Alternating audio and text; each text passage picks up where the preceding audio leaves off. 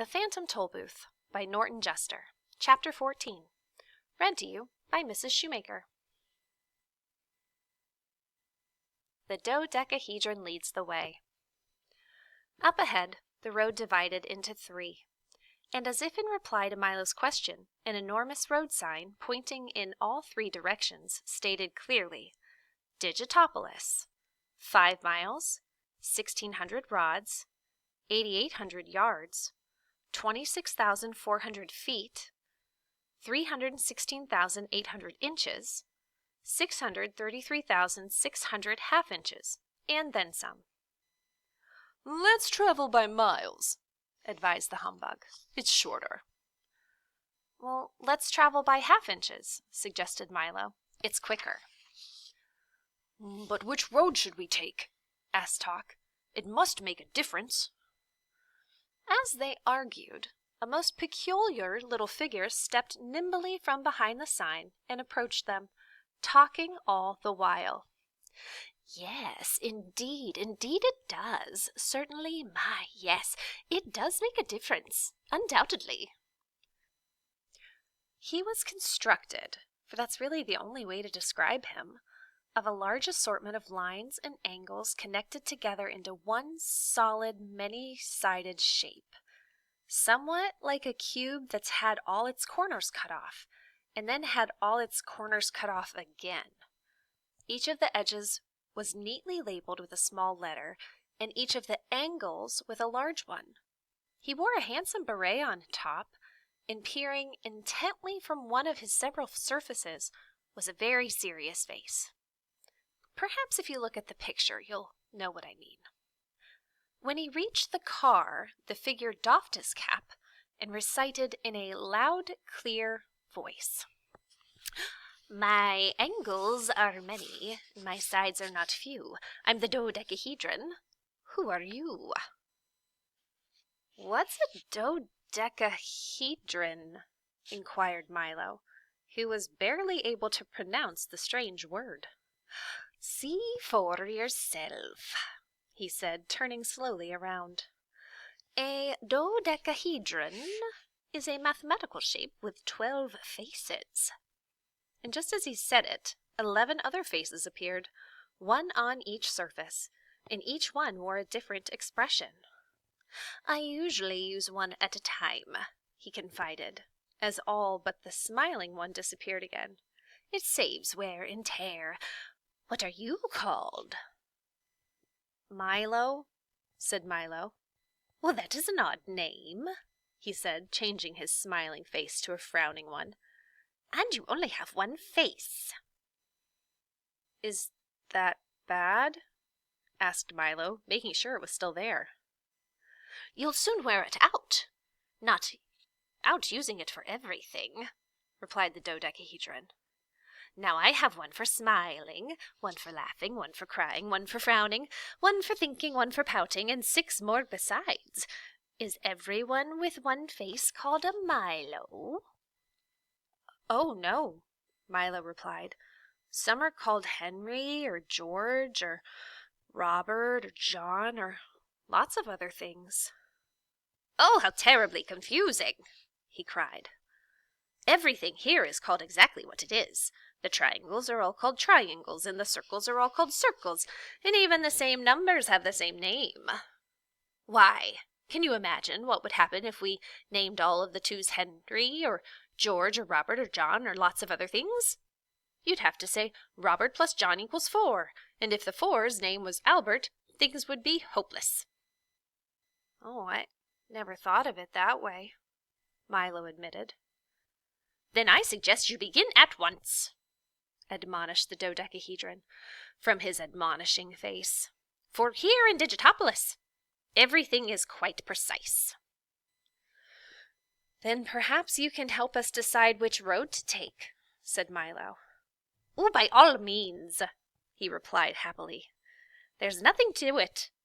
If a small car carrying 3 people at 30 miles an hour for 10 minutes along a road 5 miles long at 11:35 in the morning starts at the same time as 3 people who have been traveling in a little automobile at 20 miles an hour for 15 minutes on another road exactly twice as long as 1/2 the distance of the other, while a dog, a bug, and a boy travel at equal distance in the same time, or the same distance in an equal time along a third road in mid-October, then which one arrives first and which is the best way to go?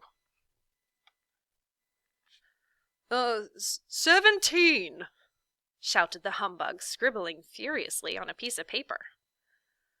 Well, I'm not sure, but Milo stammered after several minutes of frantic figuring. You'll have to do better than that, scolded the dodecahedron, or you'll never know how far you've gone or whether you or not you've ever gotten there. Well, I'm not very good at problems, admitted Milo. What a shame, sighed the dodecahedron. They're so very useful.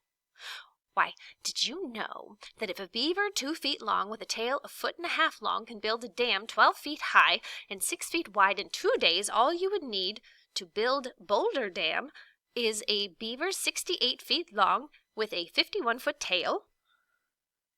Where would you find a beaver that big? Grumbled the humbug with his pencil point snapped. Oh, I'm sure I don't know, he replied, but if you did, you'd certainly know what to do with him. That's absurd, objected Milo, whose head was spinning from all the numbers and questions. Well, that may be true, he acknowledged, but it's completely accurate.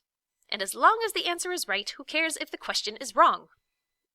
If you want sense, you'll have to make it yourself. All 3 roads arrive at the same place at the same time, interrupted Talk, who had patiently been doing the first problem. Correct! Shouted the dodecahedron. And I'll take you there myself. Now you can see how important problems are. If you hadn't done this one properly, you might have gone the wrong way. I can't see where I made my mistake, said the humbug, frantically rechecking his figures. But if all the roads arrive at the same place at the same time, then aren't they all the right way? Asked Milo. Certainly not, he shouted, glaring from his most upset face. They're all the wrong way. Just because you have a choice, it doesn't mean that any of them has to be right. He walked to the sign and quickly spun it around 3 times, and as he did, the 3 roads vanished, and a new one suddenly appeared heading in the direction that the sign now pointed. Is every road 5 miles from Digitopolis? Asked Milo. I'm afraid it has to be, the dodecahedron replied, leaping into the back of the car. It's the only sign we've got. The new road was quite bumpy and full of stones, and each time they hit one, the dodecahedron bounced into the air and landed on one of his faces, with a sulk or a smile or a laugh or a frown, depending upon which it was. We'll soon be there, he announced happily after one of his short flights. Welcome to the land of numbers. It doesn't look very inviting, the humbug remarked, for as they climbed higher and higher, not a tree or a blade of grass could be seen anywhere. Only the rocks remained. Is this the place where numbers are made? Asked Milo, as the car lurched again, and this time the dodecahedron sailed off down the mountainside, head over heels and grunt over grimace, until he landed sad side up, at what looked like the entrance to a cave. They're not made, he replied, as if nothing had happened. You have to dig for them. Don't you know anything at all about numbers? Well, I don't think they're very important, snapped Milo, too embarrassed to admit the truth. Not important, roared the dodecahedron, turning red with fury. Could you have tea for 2 without the 2, or 3 blind mice without the 3? Would there be 4 corners of the earth if there weren't 4? And how could you sail the 7 seas without a 7? Well, all I meant was, began Milo, but the dodecahedron, overcome with emotion and shouting furiously, carried right on. If you had high hopes, how would you know how high they were? And did you know that narrow escapes come in all different widths? Would you travel the whole wide world without ever knowing how wide it is?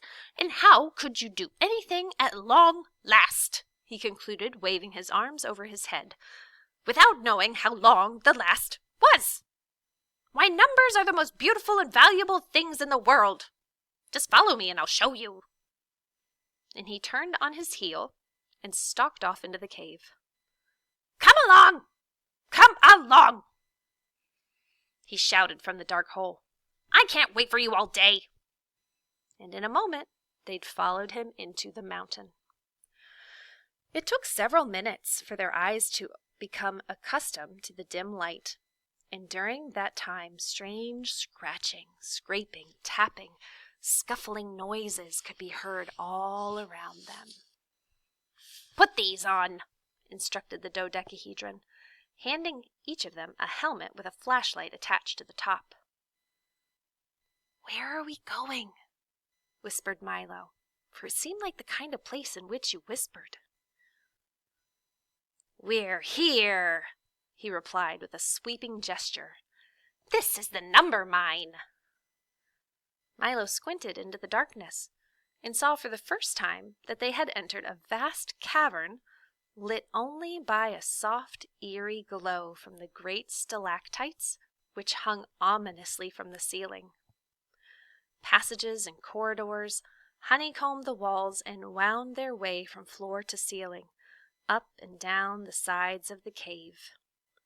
And everywhere they looked, Milo saw little men no bigger than himself, busy digging and chopping, shoveling and scraping, pulling and tugging carts full of stones from one place to another. Right this way, instructed the dodecahedron, and watch your step. As he spoke, his voice echoed and re-echoed again, mixing its sounds with the buzz of activity all around them. Talk trotted along next to Milo, and the humbug stepped daintily, following behind. Whose mine is it? Asked Milo, stepping around 2 of the loaded wagons. By the 4,827,659 hairs on my head, it's mine, of course, bellowed a voice from across the cavern. And striding toward them came a figure who could only have been the math magician.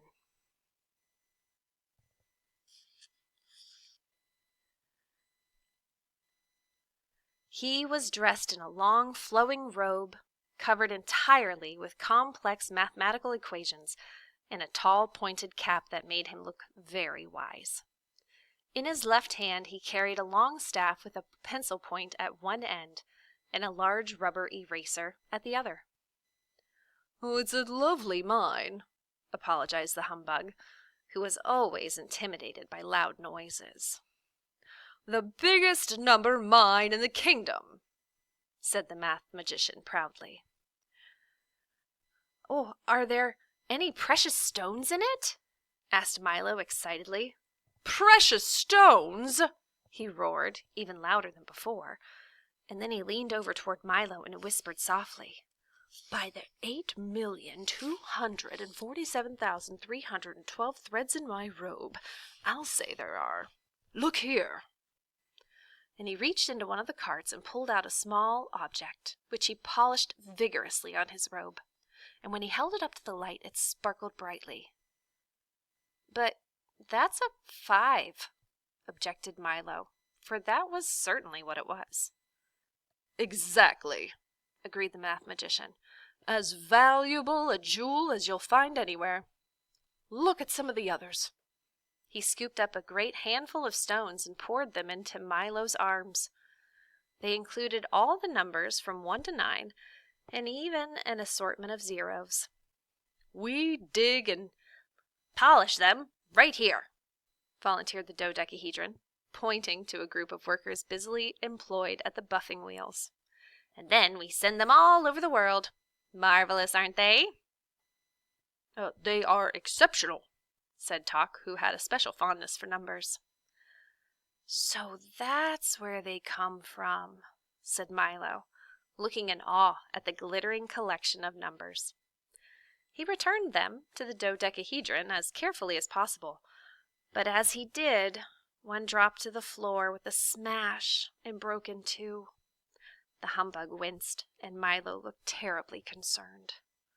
Oh, don't worry about that, said the math magician as he scooped up the pieces. We use the broken ones for fractions. Haven't you any diamonds or emeralds or rubies? Asked the bug irritably, for he was quite disappointed in what he had seen so far. Oh, yes, indeed, the math magician replied, leading them to the rear of the cave. Right this way. There, piled in enormous mounds that reached almost to the ceiling, were not only diamonds and emeralds and rubies, but also sapphires, amethysts, topazes, moonstones, and garnets. It was the most amazing mass of wealth that any of them had ever seen.